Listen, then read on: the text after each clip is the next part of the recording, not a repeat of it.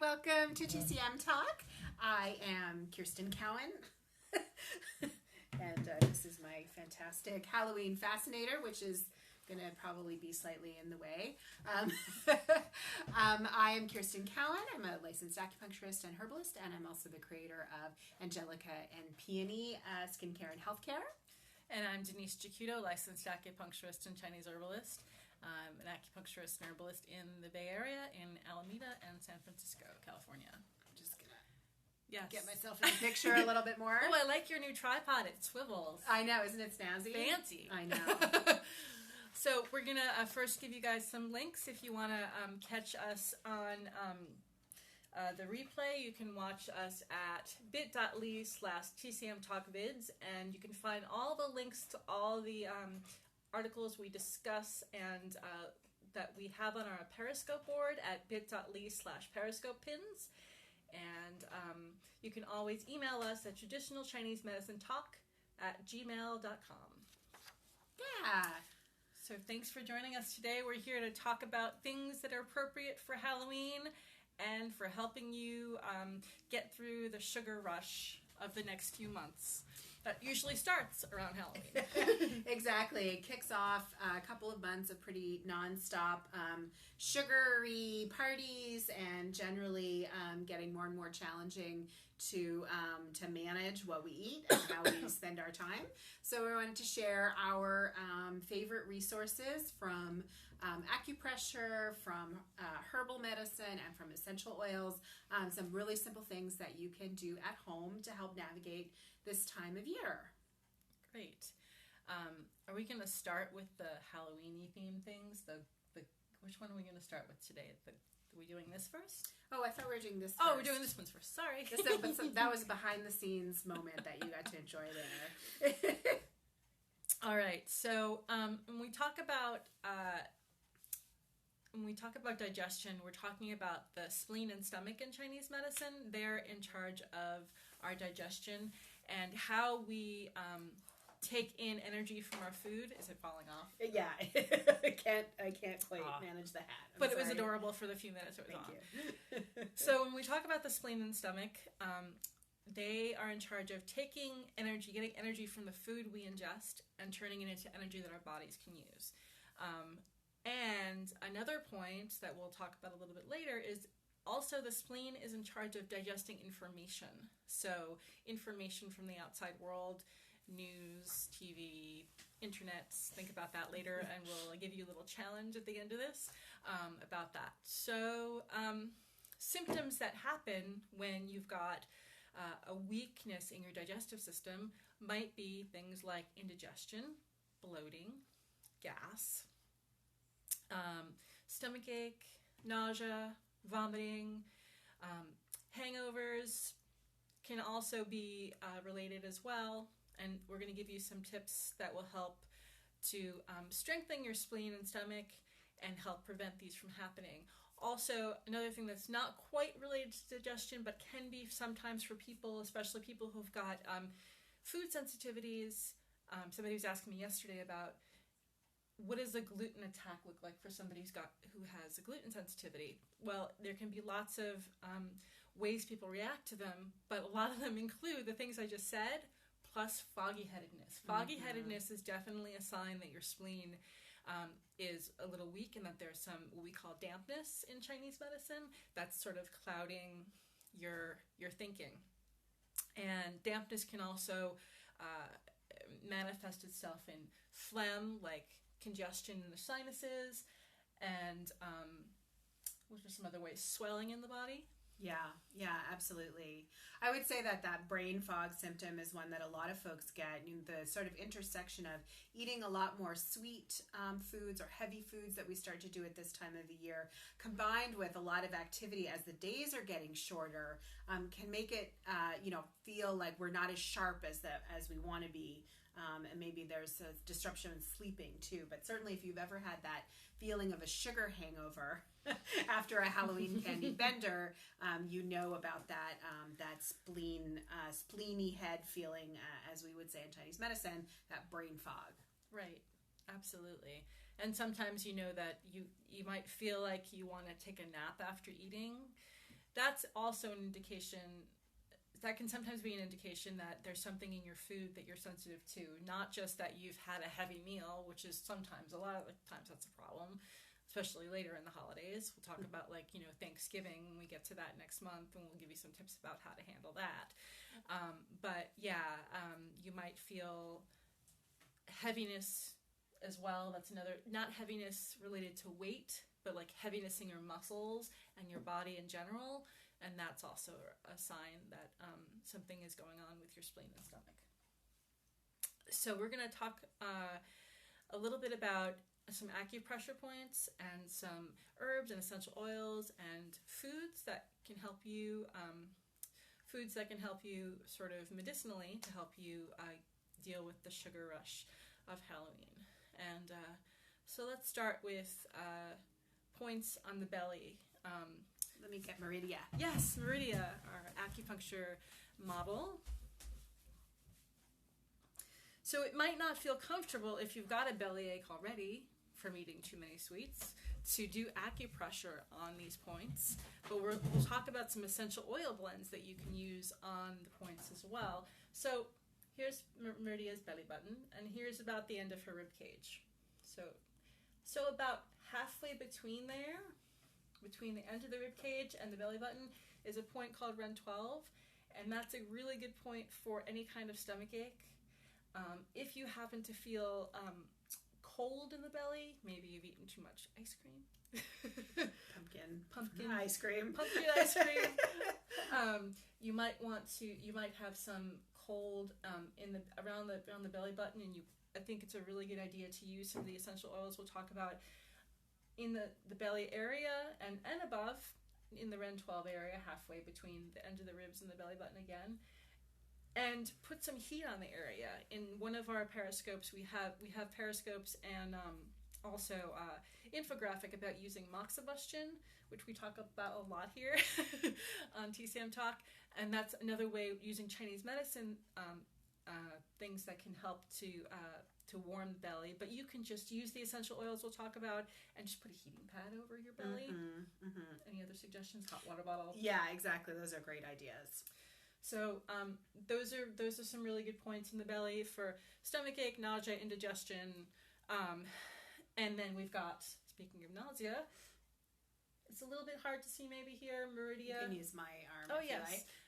Meridia is so tiny. So 2 fingers.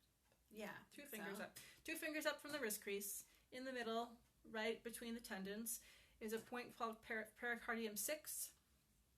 Here, let's do it like that. Ta-da! Pericardium 6.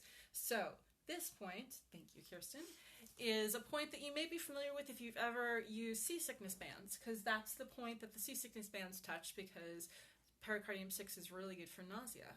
And so you can use acupressure with the closed tip of a pen, or you can use the essential oils we'll talk about in the inside of your wrists around that pericardium 6 point, 2 fingers up from the wrist crease. And don't worry if it's not particularly exact. You'll still get the benefits if you go in that general area. The brain fog one. Let's talk about that. So a couple of points. Do 23, which is about an inch from the midline. Meridia doesn't have any hair, so about a finger's breadth from the midline inside the hairline, in the middle of your head, is do 23, and that's one of the ghost points we'll talk about later. But it's really good for if you've got any kind of congestion, especially in the head. That's really good. And then do 20. The way we find do 20 is you take your thumb and go to the top of your ear, and you meet it in the middle with your other finger from the other side, and then it's right on top of your head. It's the highest point in the body. Do 20. I feel smarter already. You feel smarter already. You can rub on this point. One of my patients called it the espresso point because it makes her feel so awake, and that's part of what it does. It really is a very clearing point. It's good for clearing the energy in your head. It's good for raising energy in your body if you're feeling tired. And Anything else you want to say about 220? 220 is a great point. And actually on the Periscope board, we'll put some, let's put some Qigong exercises. There's Qigong exercises that you can do that activate a lot of these points. And you can do them in concert with some of the essential oils that we might talk about, or do them on their own to help clear out, blockages maybe from overeating or eating foods you don't normally eat, and also dealing with that sort of brain fog stuff that starts to happen at this time of year. Oh, okay. Awesome. Yeah. We'll do that later. Yeah. We have one more area on the body we want to show you, and we can do this on Meridia. So below your knee, here's her knee. On either side, below the knee, inner and outer, this is stomach 36 area. You just run your finger along the bone until it kind of falls off into a little divot, and that's stomach 36. And conversely, you do it on the other side, and you'll run into spleen 9. Stomach 36 is really, really good for any digestive issues, pretty much. It's also really good for energy, giving your body some energy if it needs it. It's often the point I say that if I were on a desert island and I only had a few needles, or if I had no needles at all, what points would I use? And stomach 36 is one of them. Spleen 9 is really good for what we talked about earlier, the dampness in the body.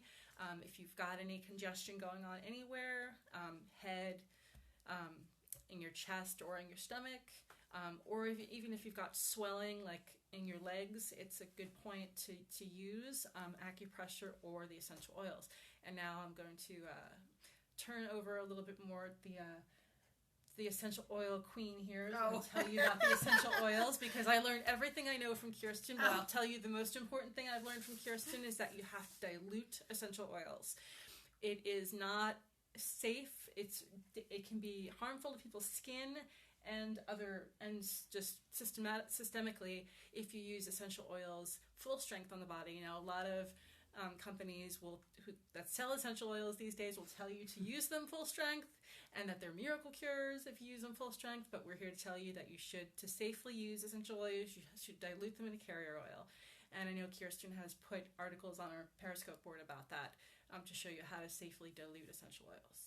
Yeah, absolutely. Especially with the digestive stuff. There's lots of remedies out there if you look on Pinterest or on the internet, and they're not all equally, just like with any type of natural remedy. What you read on the internet is not necessarily going to be effective or safe. So definitely do your research, invest in some good books, and there are some great sources out there. We've got lots of links on our Periscope board to where you can find more information about using essential oils safely and everything like that. So one of the things about using essential oils with the acupressure points that Denise mentioned is you can do kind of acupressure directly onto the points as she outlined, and you can also just touch on those areas. So if you've got brain fog, you can give yourself a scalp massage with a nice massage oil that has a few essential oils in it. You can give yourself an abdominal massage with essential oils, or I actually, with Angelica and Peony, make a product called Ginger Belly Soother, which is infused oils with some very safe, mild essential oils. That's great for abdominal massage. You can just go over the whole stomach and you will feel the points of tenderness that you want to give a little extra attention to. Similarly, your legs and your feet. So Denise actually put together a fantastic infographic that goes in a little bit more detail about some of the essential oils that are really helpful for the spleen and stomach system as we understand it in Chinese medicine. So I just wanted to actually, point out a few other essential oils that are great, especially for dealing with cravings and sugar cravings at this time of year, which is something that can start to get something that a lot of us can start to deal with, especially as we, folks who try to focus generally on eating healthy, all of a sudden the break room is filled with Halloween candy, or you have it in your house or whatever. It's coming at you from all directions. So some of my favorite essential oils to bring in as support around cravings, sugar cravings, or when you feel like you want the comfort of some of these familiar foods, or foods maybe you had in your childhood but you can't tolerate them or you're avoiding them for some reason, would be patchouli oil, peppermint oil, lavender oil, and rosemary oil. These are all very fragrant. In Chinese medicine, they're considered they're aromatic damp transformers mostly. So they kind of awaken the senses, they awaken the spleen and stomach system. That can relieve some of the congestion and tension that our bodies interpret as cravings. Another group of essential oils that's really great to use at this time of year, I really encourage you to look into using them or bringing them into your life, are the citrus family. There's actually quite a few Western studies looking at use of citrus oils for counteracting seasonal affective disorder. Oh, okay. So the citrus essential oils are basically, they're like sunshine in a bottle. They're a lot of them are the peel of of different citrus fruits like bergamot, grapefruit, lemon, and lime. They're all distilled from the peel of the citrus, which just exists to soak up the sun. It's soaked up the sun all summer, and then it kind of, the condensed sunshine goes into the essential oil. And some other ones that are also citrus but more fragrant would be neroli and petitgrain, which are from the flower and the leaves of citrus trees. With all of the ones that are made from the peel, they can be phototoxic. This means if you put them on your skin and go out in the sun, you'll become more sensitive to burning. There are ways of extracting it that don't give that problem, and also by diluting them well, you also avoid that problem, or just not putting them on your face and going out into the sun, using them on a part of your body like the stomach that's going to be covered up. So those are ones that I really think are great to have in the medicine cabinet coming into this time of year, are the citrus family, as well as those very opening aromatic ones like patchouli, peppermint, lavender, and rosemary are really great for sugar cravings in particular, I would say. Thank you. That's awesome to know. I know that I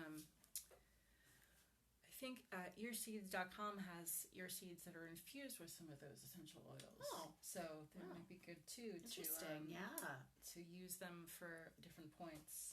Have your acupuncturist show you. You can also just go to earseeds.com and see the kits, the special kits that they have available, and look under I think they've got peppermint, lavender and orange for sure. Yeah.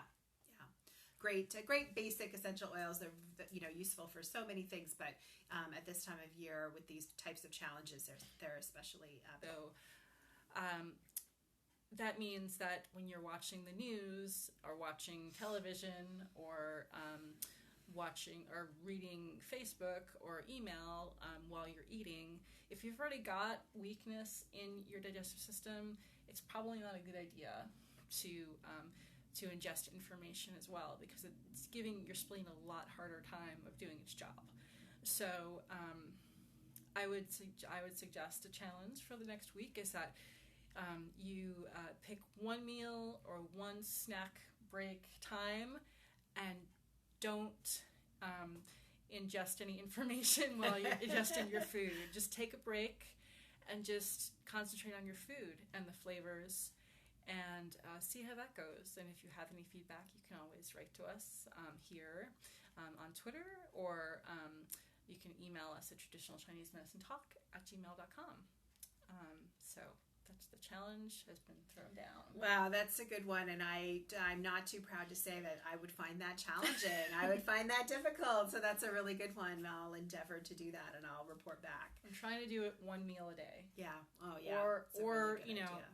Or just when I have my tea in the morning to not, it's a challenging time with the news in the world right now. I mean, it always is, but, right now as we're in this full swing of the election, which we're not going to dive into here, but, there's a lot of information that's upsetting people, and giving yourself a break to just eat your food and not have that being bombarded by that information is a really good idea. So, very good. So, anything else we're going to cover in this? Well, I scope? think, we've got lots more we could talk about, obviously, but I think our scope is probably getting kind of long. So, in time to go with this scope, both Denise and I shared some stuff on our blogs, which is on our Pinterest board, bit.ly/Periscope pins. I wrote my top 6 suggestions for how to make eating a whole foods or restricted diet easy. So I've got my best suggestions there, and that includes some tips for digestibility. And Denise has this great infographic really breaking down the essential oils that are connected with the spleen and stomach element, focused on digestion. So check that out on our Periscope Pinterest board, bit.ly/Periscope pins. And we'll be back in just a minute with our other Halloween Periscope about a little bit more esoteric information from Chinese medicine and from our spiritual traditions about this time of year. So tune in just a minute. We'll see you then. Bye-bye.